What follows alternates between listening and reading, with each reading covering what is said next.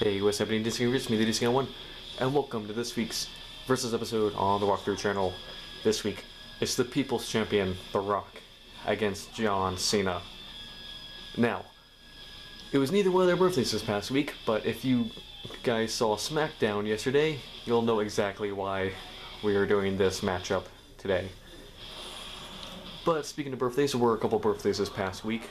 It was Paul Heyman's birthday on the 11th. He turned 58. And it was Baron Corbin's birthday on the 13th. He turned 39.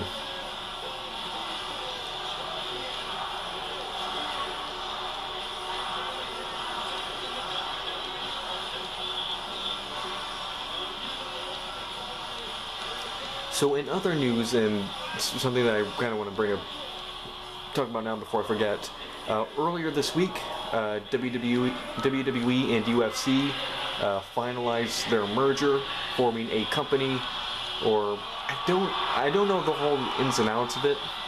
If it was like a completely new company. Let's turn this down a little bit. I feel like I'm yelling. I don't remember. Not entirely sure if it's like a completely new company or if they're just both under this new parent company. But basically, there is now a third party involved called TKO. That is basically either the combination of WWE and UFC or the parent company, the new parent company of them. Because I believe the titles of UFC and WWE are still going to stay the same, but now TKO is like, and again, I'm saying parent company, but I don't know if that's really what it is, but that's what I'm saying. So this is pretty significant because this week marked the first time ever that a WWE show or shows occurred without a McMahon in charge of the company. Of course, Vince McMahon resigned a year and a half ago, year and a half ago, and then Stephanie McMahon also resigned earlier this year, I believe. I believe it was around the time the merger was first announced that she resigned. But that all went into effect this past week when the merger was finalized. So it was the first Raw and SmackDown ever without a McMahon in control of the company, which is kind of crazy to think about. Speaking of Raw and SmackDown, let's jump right in. Oh, ow.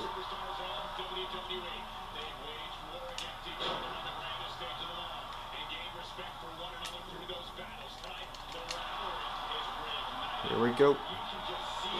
Alright, speaking of Raw and SmackDown, let's go. So Raw began with Jey Uso and Kevin Owens teaming up against Finn Balor and Damian Priest, with Jey basically trying to prove to Kevin Owens that he has turned over a new leaf and can be trusted. That didn't go so well for him, as he ended up accidentally hitting Kevin Owens and costing them the match. So that didn't go well.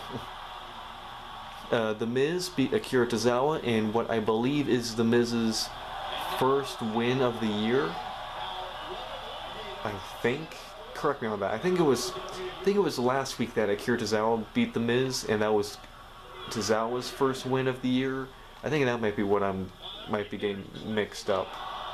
But yeah, so yay, Miz won against Tozawa. Yay.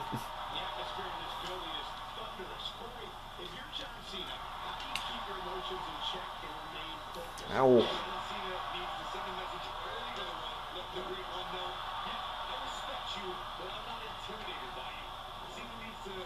Here we go. Moving on with SmackDown, Drew McIntyre beat Xavier Woods in a fun little match. Don't really know what they're doing with either of them right now. I mean, Drew at a point was being hyped up as the next guy of the company, but I don't know, I feel like ever since Cody Rhodes returned, that's kind of been put on hold, and even more so in the recent months.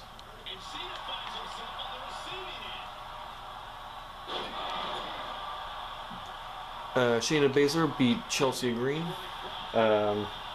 Afterwards, Piper Niven attacked Shayna Baszler, which led to Zoe Stark coming out to make the save.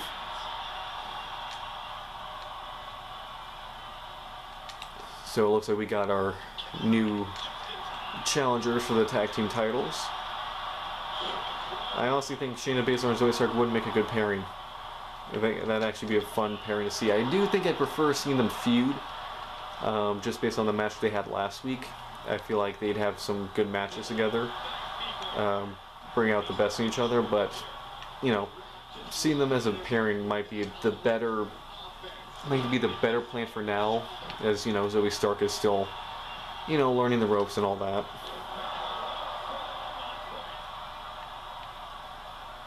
Chad Gable, Otis, and Tommaso Ciampa beat Imperium. I guess Tommaso Ciampa is working with Alpha Academy now, I guess. They just need a third guy, basically, to take on Imperium. And I was like, yeah, Ciampa's not doing anything. Although, honestly, that would have been a perfect opportunity to bring in Drew. I mean, he's been feuding with Gunther all year, pretty much, off and on. So why not have him be the third guy? That would make more sense to me.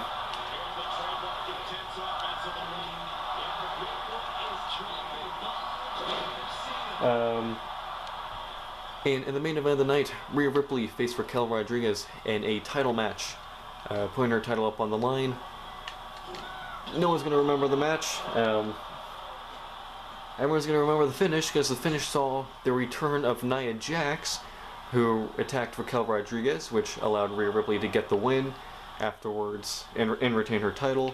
Afterwards, Nia Jax attacked Rhea Ripley, and the fans could not care less. I mean, you can tell they were trying to sell this as a big return and a new player has entered the field in the title picture, but no one cared. No one was excited to see Jax return. Literally, the main reaction from the fans was, oh great, now let's see how long it takes for her to injure Rhea. Or stuff like, let's see how long it takes for her to, you know, injure the entire division again. Or stuff like that. Yeah, no one's happy to see her back, which is, it's sad, but I mean, when you build a reputation as a dangerous in-ring worker who has a reputation for injuring opponents, you know, people aren't going to be happy when they see you working with the most popular people in the company. You know, so, but we'll see. We'll see if she's, you know, putting the time and effort to get better on the ropes and become safer. Time will tell. So, we just went through Raw, and I still haven't addressed why this match this week is John Cena versus The Rock. Well, that's where SmackDown comes in.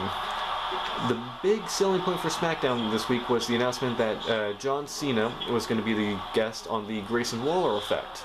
That was the big selling point for SmackDown this week. Well, we get to the opening segment of the show, and the first surprise we get is the return of Pat McAfee, who returned before getting confronted by Austin Theory. Pat McAfee responded by bringing out The Rock.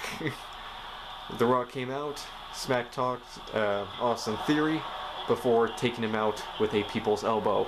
Before McAfee hit Theory with a people's elbow of his own, which was funny to see. But yeah, that came out of nowhere. So yeah, Pat McAfee and The Rock, I guess, are friends now. Yeah, it was just a random return for Pat McAfee, which was cool to see. He got a great reaction.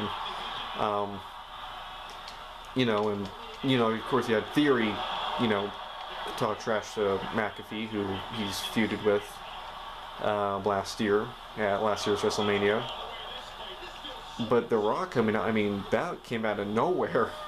I mean, they did a great job of keeping that a secret. Normally when stuff like this happens, it's known a few weeks in advance, or at least rumors of it. There's rumors of it. This came completely out of nowhere. I don't think anyone saw that coming.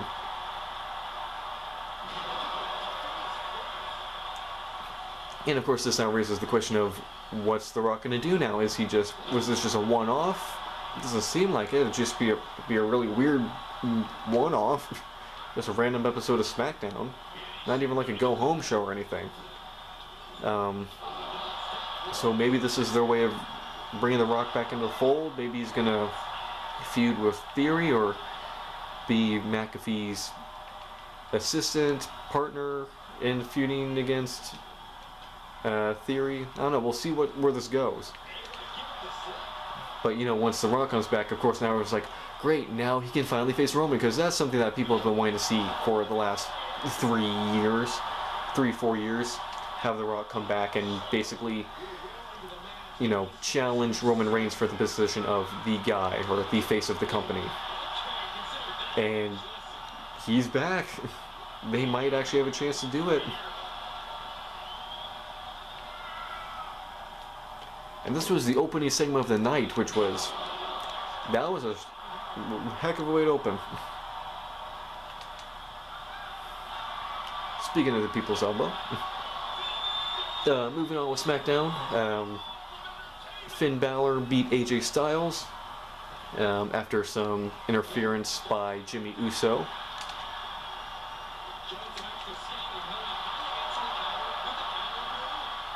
The Street Profits beat the LWO. LA Knight beat The Miz in the continuation of their feud. I get the feeling it's not going to end here, and it does feel weird for them to have seemingly a blow-off match again on SmackDown. Seems like this is something that could have been saved for Fastlane or something. But I don't know.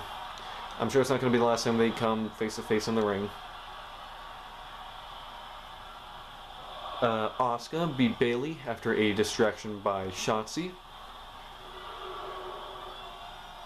And the segment that the show was building up to the whole night, the Grayson Waller effect with John Cena. And John Cena was basically an afterthought in that thing. Basically, the whole segment was Grayson Waller talking trash to John Cena. Then Jimmy Uso came out, talked trash to John Cena. It wasn't until after Jimmy Uso came out that Cena finally got a word in. And of course, it quickly devolved into a brawl after that. Solo Sikoa ran down, AJ Styles ran down to help John Cena. And the segment ended with AJ Styles and Cena standing tall, taking out Solo, Jimmy, and Waller.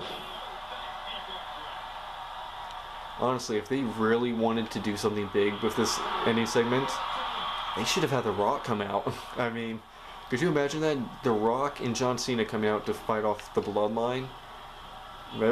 That's a closing visual for a show. I mean, could you have imagined the reaction? I mean, the reaction The Rock got when he first came out was amazing. Imagine the reaction he could have gotten when he came out to help John Cena. I mean, that would have been awesome. Ow. Oh no. No!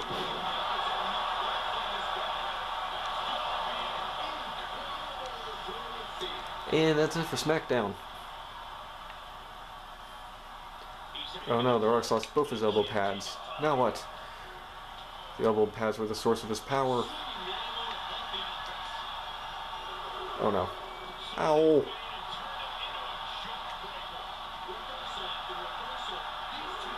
Wait. Get back in the ring.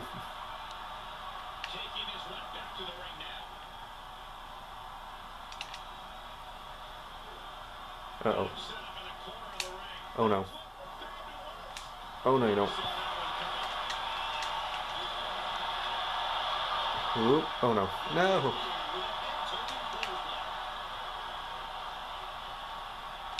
Dang it. I tried to reverse it.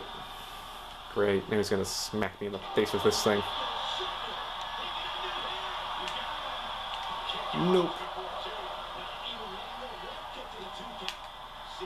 Oh no. No! Get away from me, boy.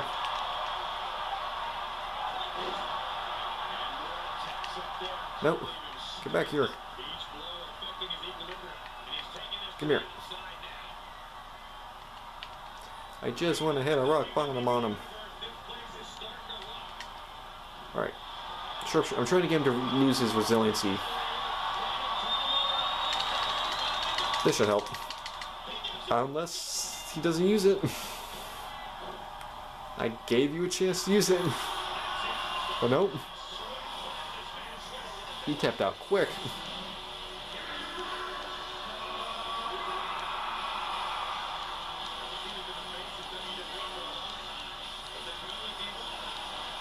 When did I get busted open? I don't remember that. But we can't go out without a rock bottom. That's not how The Rock does things. And he throws the opposition back into the ring. Here we go. Here we go. Good night.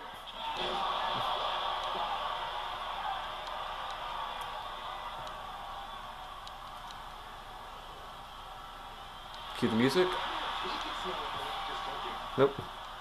No music, just crowd ambience. Alright, well, that's it for this video. Hope you guys enjoyed. Make sure to like, comment, subscribe. I'm making videos all the time. Stay tuned for the Arkham Asylum, next episode of our Arkham Asylum walkthrough, and next week's Versus. I might be able to do a Batman Day special. Oh yeah, today's Batman Day. Happy Batman Day. The second Batman Day of the year. I'm planning on doing a video. I might be able to do it. I'm not sure.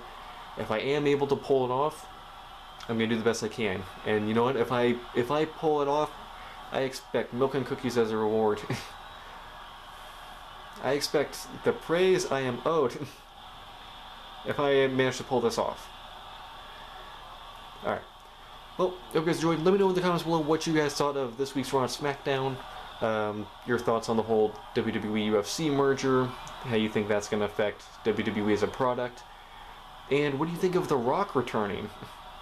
Do you think it's going to be just a one-off thing? Do you think he's going to go on a mini run like John Cena is currently doing?